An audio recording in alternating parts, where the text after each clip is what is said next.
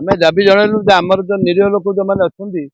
ଯୋଉମାନେ ଆସିଥିଲେ ଆମ କର୍ମୀ ମାନଙ୍କୁ ସେମାନେ ଯଦି ଡରୁଛନ୍ତି ଲୋକ ଭୟଭୀତ ହେଇଗଲେଣି ସେଥିପାଇଁ ଆମେ ଆସିଲୁ ଯେ ଆମ ଲୋକଙ୍କୁ ତ ଭୟଭୀତ କରନି ଡରନି ଯେ ଆମ ଲୋକ ତ ପଥର ମାରିବା ଲୋକ ନାହିଁ କଂଗ୍ରେସ ଲୋକ ପଥର ମାରିଲେଣି କି କଂଗ୍ରେସ ଲୋକ କିଏ ମାରି ନାହାନ୍ତି କି ମାରିବା ପ୍ରଶ୍ନ ଉଠୁନି ଯଦି କିଏ ମାରିଥିବ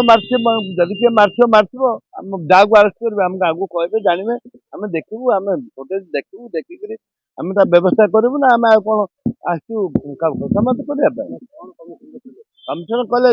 କମିଶନ ଆମ କଥାରେ କହିଲେ ଯେ ଇଏ ଆମେ ନିରୀହ ଲୋକକୁ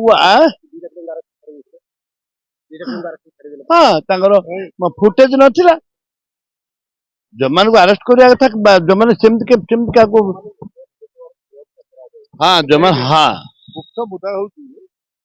ମୁଦ୍ଦା ହଉଛି ଯୋଉଥିପାଇଁ ମାନ୍ୟବର ବିଧାୟକ ମାନେ ଆସିଥିଲେ ଆମେ ବି ପିସି ସଭାପତି ମୁଁ ଆମେ ସମସ୍ତେ ଆସିଥିଲୁ